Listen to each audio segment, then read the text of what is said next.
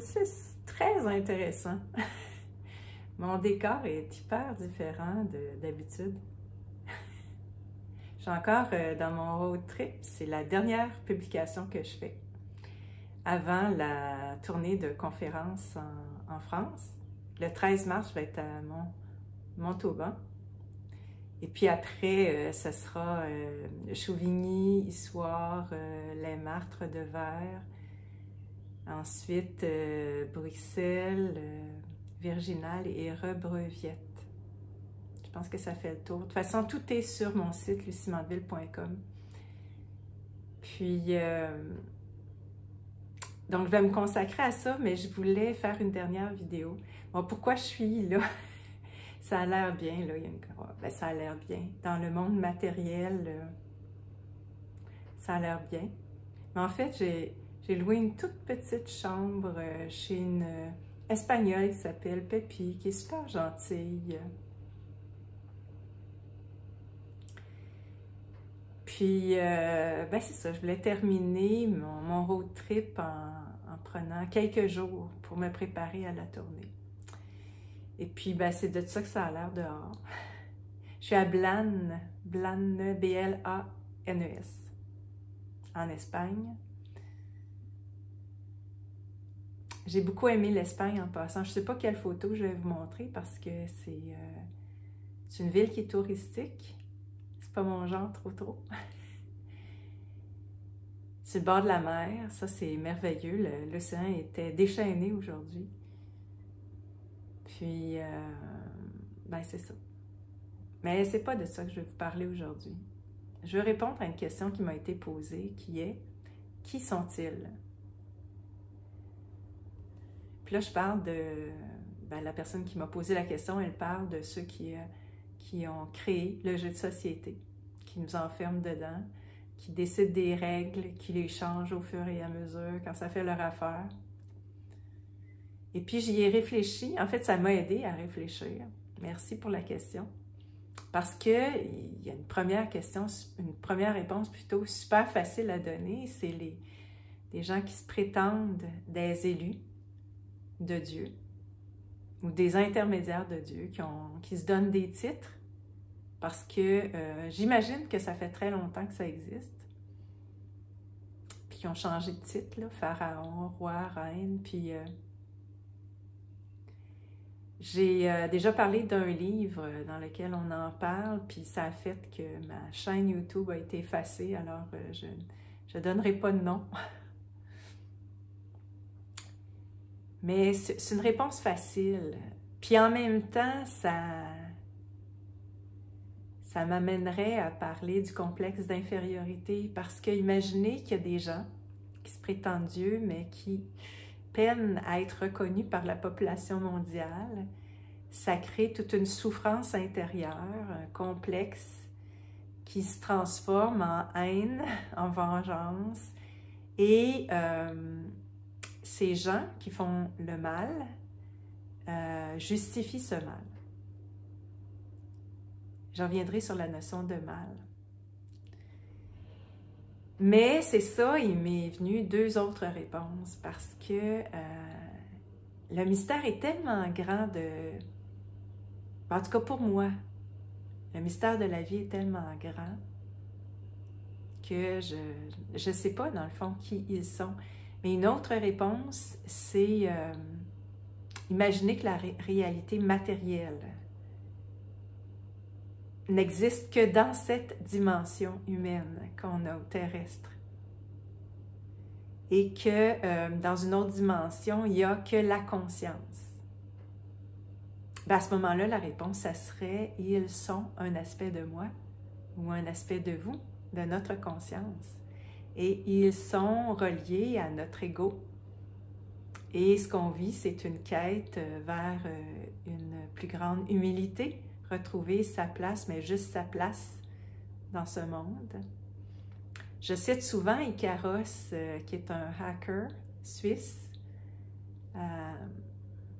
et je rejoins sa pensée lorsqu'il décrit tout l'aspect surréaliste de cette propagande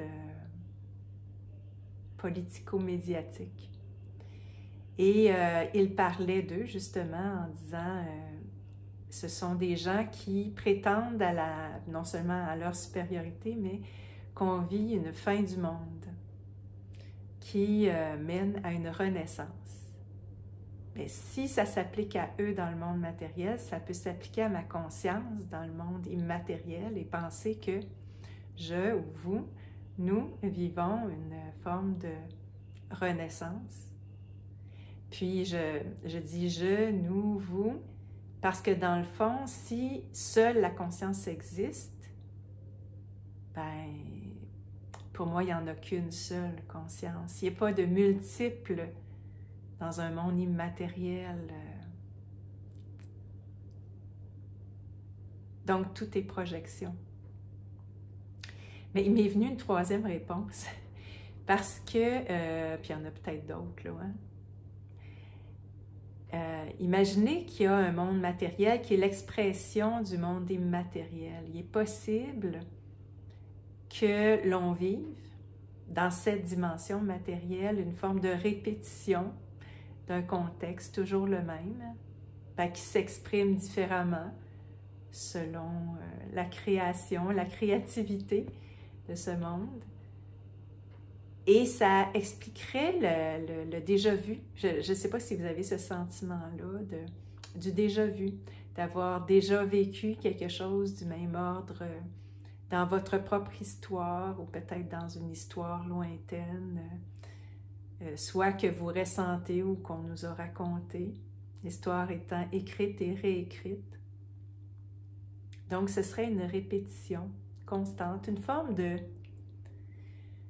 Pour moi, je pourrais en parler longuement, mais je ne le ferai pas ici. Là, il n'y a pas de début ni de fin. Quand j'observe la nature, je vois une répétition, un cycle sans fin.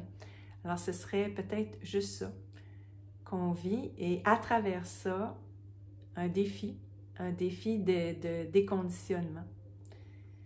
Et là, ça m'amène à parler du mal. Je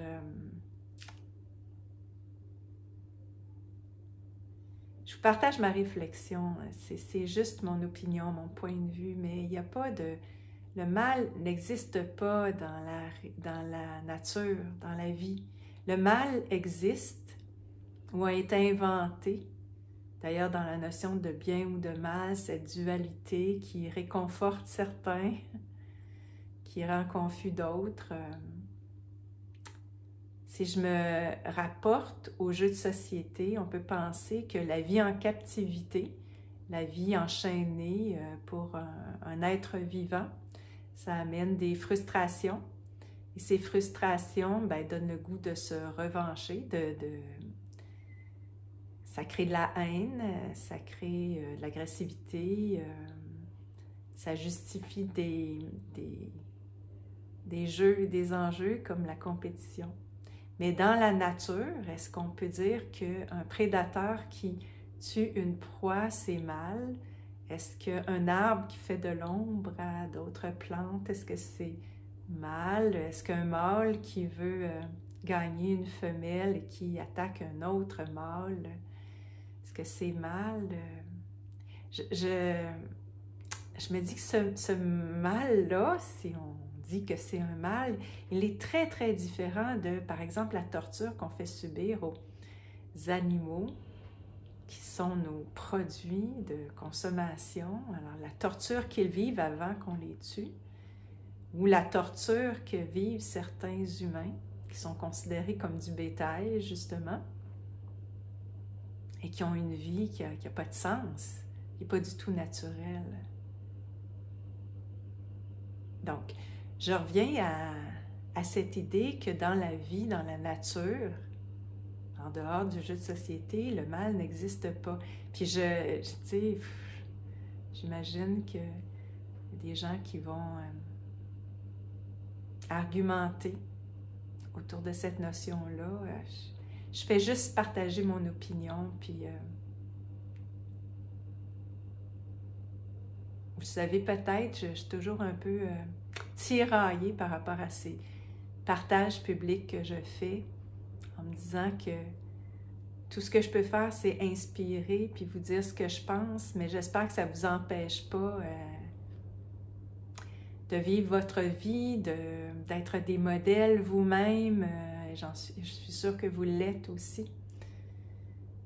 J'ai vu passer un commentaire qui parle des lanceurs d'alerte. Je suis la première à dire que on n'est pas des êtres à imiter. On est bien moins bon que bien des gens qui sont sur le terrain et qui ne font pas ce genre de prestations-là. Alors, tout ce que je souhaite, c'est qu'on s'inspire mutuellement puis qu'on profite de notre vie pour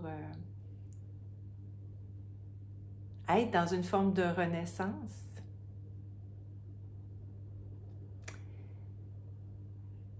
Au début de cette dite pandémie, il y a une petite voix qui s'est exprimée qui m'a complètement surprise, qui me disait « Ceci est trop étrange, il va y avoir une révolution et puis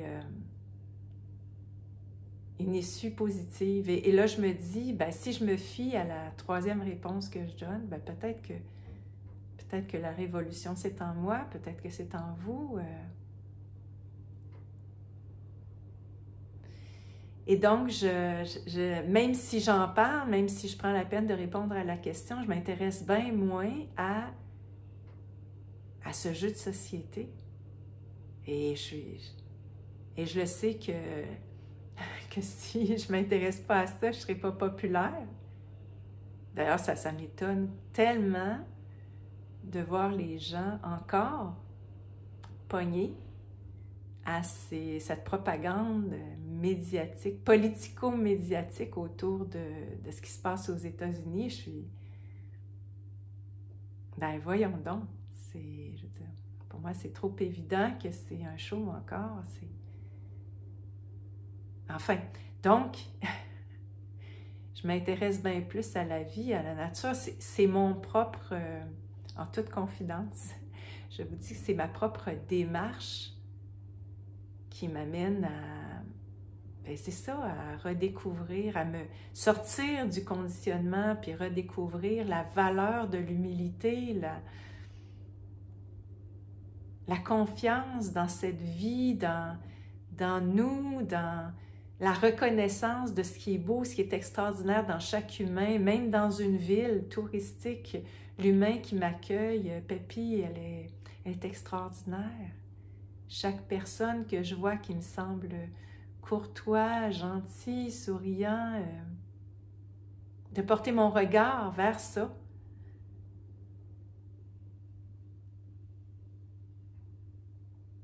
Et d'apprécier le reste de la vie. Ce qui me reste à vivre, je choisis de regarder dans cette direction-là qui me semble être porteur de plus d'espoir. Un espoir beaucoup plus grand, plus grand, puis plus profond en même temps, puis plus simple, qui n'aurait même pas besoin de faire ces prestations-là publiques. C'est pas mal ça que je voulais vous dire pour terminer mon road trip. Et puis, vous rencontrer, j'espère dans le fond, vous rencontrer en personne, pour que vous voyez que je suis comme tout le monde, je suis comme vous. À la fois une belle personne, puis une personne qui est parfaite dans son imperfection. Voilà. Alors, à bientôt!